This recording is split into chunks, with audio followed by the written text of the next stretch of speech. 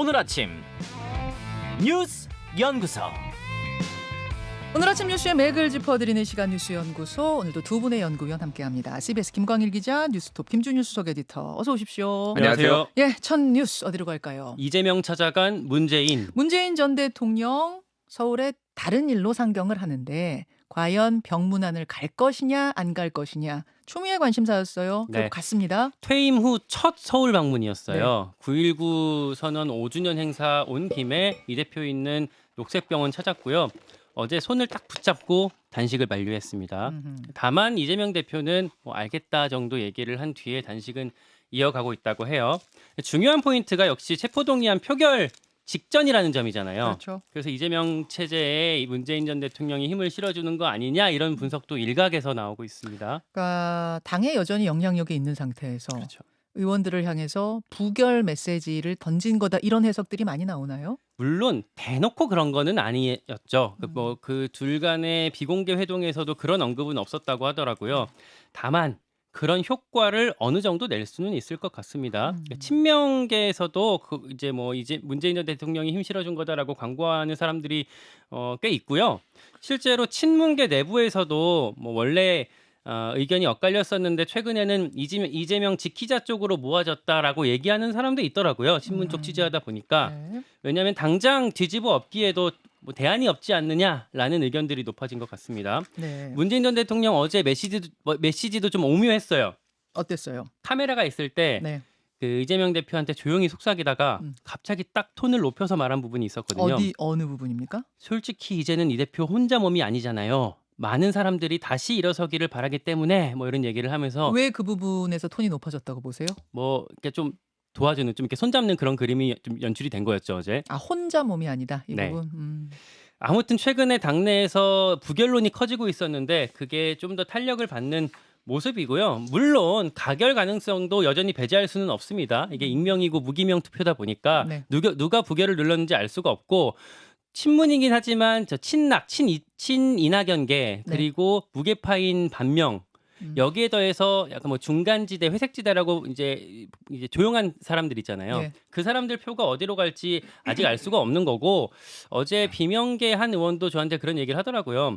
부결론이 높아진 건 사실이지만 조용히 가결 누를 사람이 그래도 최소한 50명은 된다. 50명은 된다. 네, 근데 이 말을 또 저도 다 신뢰하는 건 아닌데 어쨌든 지켜봐야 될 것 같습니다. 사실은 30표의 찬성표가 나오면 가결이에요. 그렇죠. 왜냐하면 네. 국민의힘 111석에다가 정의당 6석, 무소속 이렇게 더하면 120석 나오거든요. 그러면 민주당에서 30표만 찬성을 찍으면 과반 넘습니다. 네. 30표의 가결표가 나올 것이냐 이 부분을 주목해라 이런 말씀. 그렇습니다. 자, 김준일 에디터는 어제 문재인 전 대통령의 행보 또 어떤 부분들 주목해 보셨어요? 일단 이제 이재명 대표 찾아간 것부터 얘기를 하면은 일종의 이제 명문연대 이런 게 이루어지는 거냐? 예. 문명연대, 명문연대. 그래서 이제 조금 이제 색깔이 조금 달랐던 이런 부분들이 있는데 요 단식을 계기로 조금 이제 가까워졌다 이런 평가도 있어요. 특히 이제 눈에 띄었던 게 이겁니다. 어제 문재인 대통령이 이제 이재명 대표 이제 이제 위로를 하고 네. 이제 나오는 와중에 이제 강성 지지자들이 굉장히 막 문재인 대통령을 비난하는 모습이 나왔어요. 출당하라, 문재인 출당하라 편말 시위가 있었어요. 예, 예. 그러니까 그거에 대해서 이제 이재명 대표가 문 대통령은 당의 큰 어른이다. 민주당이 하나로 단결해 적과 싸워야 할 지금 나침반 같은 역할을 해주시는데 민주당 지지자라면 어찌 비난하는가 이런 거 메시지를 냈다고 당 쪽에서 이제 그 메시지를 낸 거예요. 그러니까 사실 말도 하기 조금 힘들어하는 이런 상황인데 이재명 대표가 냈겠죠. 근데 이제 이거를 의도적으로 낼 정도로 문재인 대통령에 대한 존중 이런 것들이 이제 보여줬다라는 거죠. 사실은 이거는 이제 전반적으로 봤을 때 아까 이제 표결, 그러니까 소위 말해서 비명계 중에 이제 과거 친문이었던 분들이 많이 있는 거고 이런 것들까지 좀 염두에 둔 이제 포석이다. 이렇게 좀 봐야 될 것 같습니다. 다만 이제 이재명 대표 체포안에 대해서는 이제 이재명 대표가 먼저 가결 요청을 해야 된다. 이런 얘기들이 계속 나온다. 이제 경향신문도 이제 보도를 하고 그랬거든요. 수도권 서울 의원들 중심으로. 그 얘기는 불체포 특권 포기 선언을 이미 했으니 이재명 대표가 의원들을 향해서 나를 가결시켜 주십시오라는 메시지를 내야 한다라는 그렇- 의견들이 진보 뭐 진영 쪽에서 나온다는 얘기예요. 그렇죠. 이제 뭐 수도권의 이제 비명 쪽이겠죠 주로. 뭐 아니면 중도 성향의 뭐 이런 의원들이 네. 이제 그런 얘기를 한다. 이거를 이제 경향신문이 보도를 했는데. 보도를? 예. 예. 근데 친명계 뭐 의원 같은 경우에는 국회에서 방탄 소리 들어도 체포동의안 부결되면 열흘 정도 우려먹고 끝난다. 뭐 이제 인용한 건데 그래서 이거 얼마 안 간다. 뭐 이렇게 해서 인식 차이를 좀 많이 보여준 것 같습니다. 그래서 어제 이제 국회 체포동의안이 접수가 됐어요. 그러면 오늘 이제 본회의가 열리잖아요. 오늘하고 내일 열리잖아요. 네. 그러면 국회의장이 이제 보고를 하면은 내일 이제 표결 가능성 그러면 네. 한덕수 총리 이제 해임 건의안하고 같이 올라가고 뭐 이런 좀 상황이 이어질 그 가능성이 부분이 높아요. 조금 예. 주목이 돼요. 그러니까 이재명 대표 체포동의안하고 한덕수 총리 해임 건의안이 같은 날, 공교롭게도 같은 날 표결에 붙여진단 말이죠. 요것은 어떤 변수로 작용할 것인가? 특히 이른바 이제 비명계 혹은 중간지대에 있는 지금 마음을 아직 못 정한 민주당 의원들에게 어떻게 작용할 것인가?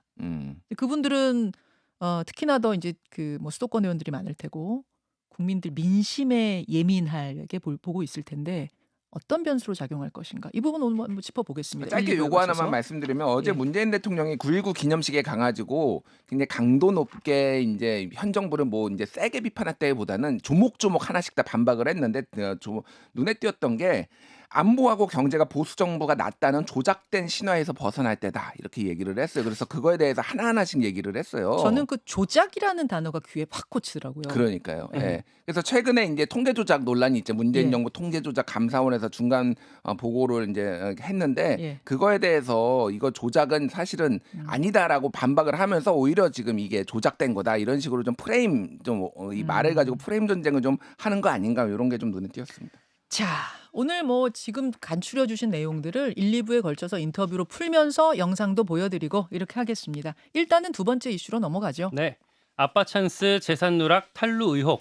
대법원장 후보자 이균용 후보자에 대한 인사청문회 어제 첫날이었습니다. 네, 어제 첫날이었고 오늘 이틀째 이렇게 진행이 됩니다. 청문회에서 제기됐던 핵심 의혹 3가지만 간단히 정리해 드릴게요. 네. 첫째, 재산 누락 의혹. 이게 처가가 운영하는 회사의 비상장 주식이 10억 원쯤 있었는데 네. 그동안 고위공직자 재산 신고에 누락한 걸로 드러났습니다. 재산 신고 규정이 바뀐 걸 몰라서 착오가 있었다라면서 사과를 했어요. 재산 신고 규정이 바뀐 걸 몰랐다. 네. 그 신고를 할 때 규정이 어떤가 한 번씩 다 보지 않아요? 아니 우리 하다못해 연말정산할 때도 다시 한 번 들여다보는데 몰랐다. 법관인데 몰랐다고 합니다. 예. 둘째, 아빠 찬스. 아들이 김앤장 로펌에서 인턴을 했었어요. 네.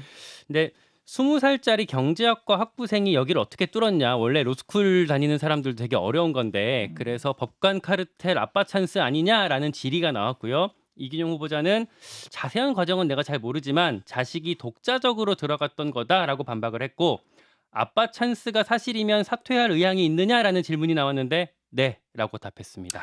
세 번째 이슈는 뭐죠? 증여세 탈루 의혹이에요. 증여세. 현행법상 성인 자녀한테 10년간 5천만 원을 주면 증여세 내야 되거든요. 내야 돼요. 근데 미국에 있는 딸한테 5년간 6,800만 원을 보내고 증여세 안 낸 거예요. 이균용 후보자 여기에 대해서 생활비를 보낸 거고 나는 탈루라고까지 인식하지 못했다. 송구스럽습니다라고 답을 근데 했습니다. 저는 이제 요 얘기 들으면서 미국에 유학하는 딸한테 돈을 보낸 건데 이게 세금 내야 되는 문제인지 몰랐. 이거를 우리 같은 법의 문외한들은 할 수 있는 얘기 같아요. 진짜 몰랐어요. 이럴 수 있을 것 같은데 이분은 베테랑 판사시잖아요. 대법원장 후보. 근데 정말 이분이 이걸 몰랐다. 다 몰랐다. 송구스럽습니다. 이런 정도로 일관을 했고요. 지금 중요한 포인트는 민주당 입장이에요. 네. 그러니까 대법원장은 국회 동의 없이 대통령이 일방적으로 임명할 수가 없습니다. 일반 대법관들이랑 다르게.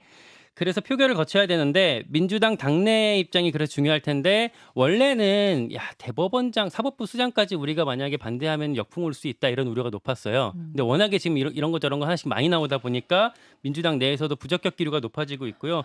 아까 얘기했던 체포동의안 이슈까지 같이 맞물려서 얘기가 되고 있기 때문에 또 기류가 어떻게 변할지 좀 봐야 될 것 같습니다. 예. 김준일 에디터는 예. 어디에 주목하셨어요? 일단 어제 인사청문회. 이분이 여태 대법원장 신고한 분, 그러니까 후보자 중에 재산이 가장 많아요. 얼마나 되죠 재산이? 얼마인지 하여간 굉장히 많습니다. 하여간. 그래서 이제 이게 처음에는 그 이제 윤석열 대통령하고 40년 지기 뭐 네. 이런 것이 이제 논란이 될 줄 알았는데 지금 나온 게 지금 어마어마해요. 그러니까 지금 비상장 주식 신고 누락, 자녀 국외재산 신고 누락, 땅 투기 농지법 뭐 위반, 뭐 배우자 증여세 회피인데 뭐 등등등 한두 개가 아닙니다. 일단은 1948년에 건국을 했다 이런 식으로 이제 뭐 저기 야당 의원한테 이제 그걸 제출을 한 거예요. 본인의 건국에 대해서. 그러니까 이거는 코드를 맞췄다 지금. 왜냐하면 뉴라이트 사관 뭐 이런 이제 뭐 대통령이 가지고 있다 이런 얘기들이 있잖아요. 그래서 이거는 헌법 정신에 위배된다 이런 논란도 있고. 스토킹 살해범 감형 같은 경우에는 2020년이라서 최근이거든요. 이게 1심에서 무기징역 받은 사람은 2심에서 치정범행이라고 해놓고 20년으로 이제 하고 전자발찌도 이제 기각했다라는 거예요. 이거 착용. 이것도 그러니까 이게 제대로 된 판결이냐 뭐 이런 논란도 있고. 그건 이제 판결을 둘러싼 논란이고. 판결을 둘러싼 이거 재산이 지금 좀 심각한데 예를 들면은 지금 그 처가가 운영 중인 가족회사 옥산에서 비상장 주식을 이거를 받았는데 요거에 대해서 이제 신고를 누락한 거잖아요. 근데 2001년에 받으면서 증여세로 6,800만 원을 냈다라는 거예요. 그러면 이게 얼마나 가치가 있는지를 이미 증여세를 내면서 다 알았다라는 거예요. 근데 이거를 정말 몰라서 이거를 누락한 것인가? 이게 국민일보가 지금 단독을 한 거거든요. 네. 그러니까 이거는 이제 알면서도 이렇게 했다라는 거고, 뭐 이균용 그 후보자 배우자의 증여 땅을 증여를 받은 건데 매매로 신고해서 증여세를 90%를 감소를 했다라든지 그때 근데 뭐 이제 아는 사람 뭐 심판관은 연수원 교수 뭐 이렇게 아는 사람이었다라든지 뭐 부산 괴정동 땅도 쪼개기로 증여를 해서 2살 아들이 증여를 받아서 20살에 억대 자산 가야 되니까 너무 많아요. 역대급으로 지금 의혹이 많아서 아까 얘기했듯이 1988년에 정기승 후보자 빼놓고는 다 통과했거든요. 대법원장이 예. 표결을 했음에도 불구하고. 예. 근데 이거는 통과 못할 가능성도 상당히 높아지고 있다. 그 말씀은 대법원장 후보자 중에 이렇게 인사청문회에서 논란이 많았던 후보자가 없다는 이야기인데 재산 신고액을 보니까 72억 원, 72억 원이고 처가 회사의 비상장 주식 10억 원은 이제 미신고가 됐으니까 뭐 요까지 합하면 그럼 82억이 되는 거예요.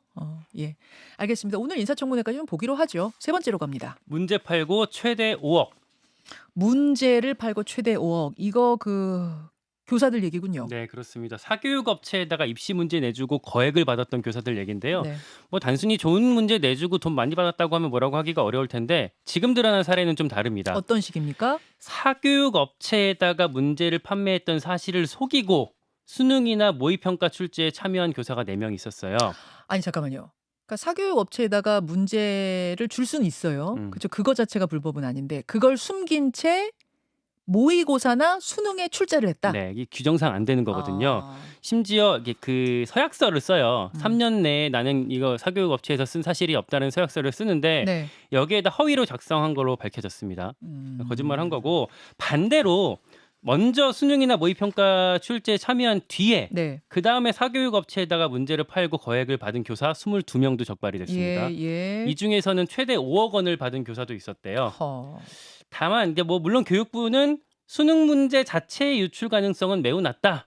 그러니까 라고 똑같은 문제를 뭐 수능에도 내고 사교육 업체에도 주고 이러진 않았다. 네, 그럴 가능성은 별로 없다라고 합니다만 그러나 수능 문제 그 출제했던 과정에서 알게 됐던 정보 그렇죠. 이 정보가 업체로 흘러 들어갔을 가능성까지 배제할 수는 없겠죠. 그리고 뭐 똑같은 문제 숫자까지 똑같은 문제 뭐 지문까지 똑같은 게 아니더라도 유형이란 게 있잖아요. 그렇죠. 그리고 교육부가 하는 얘기가 그 많은 돈을 받았는데 단순히 문제 출제해주고 받았겠느냐 이런 얘기거든요. 게다가 속였다는 게 제일 나쁘네요. 그렇죠. 그렇게 해놓고 안 그랬다고 했던 게 더 문제네요. 해서 교육부는 이 교사들을 경찰에다가 고소하고 사교육 업체들은 수사 의뢰했습니다. 예, 김준일 에디터. 이건 예. 너무 비양심 아닙니까? 그렇죠. 그러니까 뭐 대통령이 얘기했던 소위 말해서 이제 이권 카르텔 이게 좀 드러났다 이렇게 봐야 될 것 같습니다. 다만 이게 이제 뭐 소위 대통령이 얘기한 킬러 문항하고 그런 뭐 직접적인 연관이 있느냐 뭐 그거는 이제 뭐 또 다른 문제인 것 같아요. 예. 그거는 뭐 따져봐야 되는 문제고 가장 중요한 거는 뭐 교육부에서는 이게 수능 출제는 영향이 없었다고 하지만은 신뢰도에 이제 상당히 타격을 받을 수밖에 없다. 여러 그렇죠. 가지